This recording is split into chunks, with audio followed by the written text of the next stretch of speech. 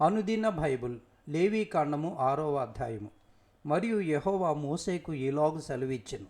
ఒకడు యెహోవాకు విరోధముగా ద్రోహము చేసి పాపి అయిన ఎడల, అనగా తనకు అప్పగింపబడిన దాని గూర్చియే కానీ, తాకట్టు ఉంచిన దాని గూర్చియే కానీ, దోచుకొనిన దాని గూర్చియే కానీ, తన పొరుగువానితో బొంకిని ఎడలనేమి, తన పొరుగువాని బలత్కరించిన ఎడలనేమి, పోయినది తనకు దొరికినప్పుడు దాని గూర్చి బొంకిన ఎడలనేమి, మనుషులు వేటిని చేసి పాపులగుదురో వాటన్నిటిలో దేని విషయమైనను అబద్ధ ప్రమాణము చేసిన ఎడలనేమి, అతడు పాపము చేసి అపరాధి అగును గనుక అతడు తాను దోచుకొనిన సొమ్మును గూర్చి కానీ, బలత్కారము చేతను అపహరించిన దాన్ని గూర్చి కానీ, తనకు అప్పగింపబడిన దాన్ని గూర్చి కానీ, పోయి తనకు దొరికిన దాన్ని గూర్చి కానీ, దేని గూర్చి అయితే తాను అబద్ధ ప్రమాణము చేసినో దాన్నంతయు మరలా ఇచ్చుకొనవలెను.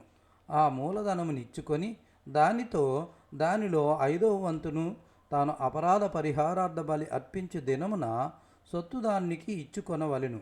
అతడు యెహోవాకు తన అపరాధ విషయములో నీవు ఏర్పరచు వెలకు మందలో నుండి నిర్దోషమైన పొట్టేలును యాజకుని యొద్దకు తీసుకొని రావలను.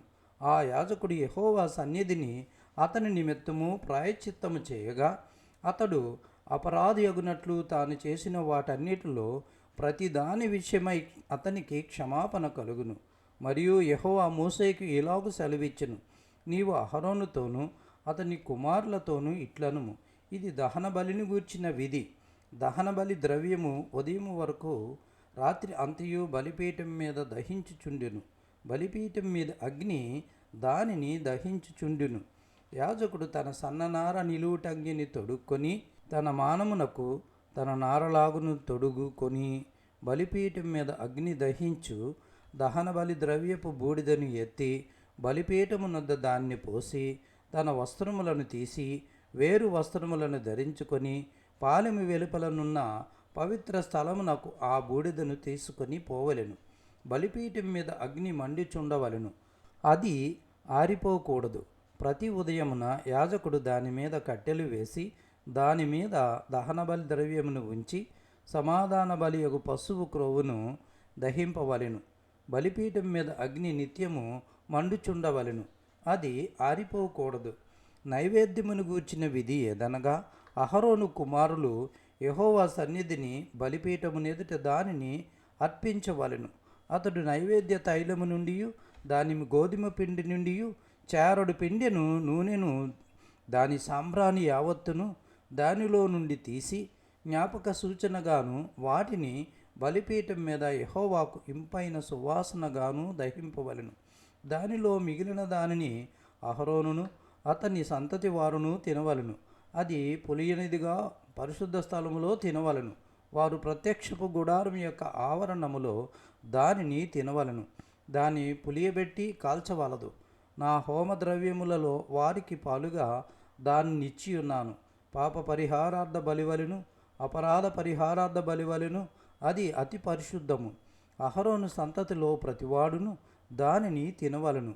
ఇది యెహోవా హోమముల విషయములో మీ తరతరములకు నిత్యమైన కట్టడ. వాటికి తగిలిన ప్రతి వస్తువు పరిశుద్ధమగును. మరియు యెహోవా మోషేకు ఇలాగు సెలవిచ్చెను.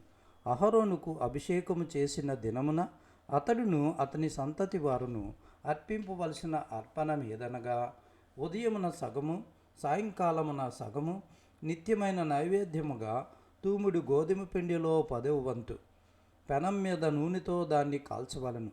దానిని కాల్చిన తర్వాత దానిని తేవలను. కాల్చిన నైవేద్య భాగములను యెహోవాకు ఇంపైన సువాసనగా అర్పింపవలను. అతని సంతతి వారిలో అతనికి మారుగా అభిషేకం పొందిన యాజకుడు అలాగుననే అర్పింపవలెను. అది యెహోవా నియమించిన నిత్యమైన కట్టడ. అదంతయు దహింపవలెను. యాజకుడు చేయు ప్రతి నైవేద్యము నిశ్శేషముగా కాల్చబడవలెను, దాన్ని తినవలదు. మరియు యెహోవా మోషేకు ఇలాగు సెలవిచ్చును.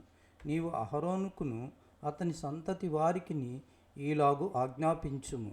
పాప పరిహారార్థ బలిని గూర్చిన విధి ఏదనగా, నీవు దహన బలి రూపమైన పశువులను వధించు చోట పాప పరిహారార్థ బలి పశువులను యెహోవా సన్నిధిని వధింపవలెను. అది అతి పరిశుద్ధము. పాప పరిహారార్థ బలిగా దానిని అర్పించిన యాజకుడు దానిని తినవలెను. పరిశుద్ధ స్థలమందు అనగా ప్రత్యక్షపు గుడారం యొక్క ఆవరణములో దానిని తినవలెను. దాని మాంసమునకు తగులు ప్రతి వస్తువు ప్రతిష్ఠిత మగును.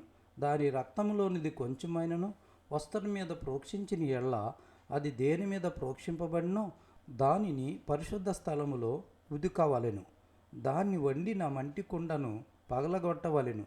దానిని ఇత్తడి పాత్రలో వండిన ఎడల దాన్ని తోమి నీళ్లతో కడగవలెను. యాజకులలో ప్రతి మగవాడు దానిని తినవలెను. అది అతి పరిశుద్ధము. మరియు పాప పరిహారార్థ బలిగా తేబడిన ఏ పశువు రక్తములో కొంచెమైనను అతి పరిశుద్ధ స్థలంలో ప్రాయశ్చిత్తము చేయుటకై ప్రత్యక్షపు గుడారములోనికి తేబడినో ఆ బలి పశువును తినవలదు. దానిని అగ్నిలో కాల్చివేయవలెను.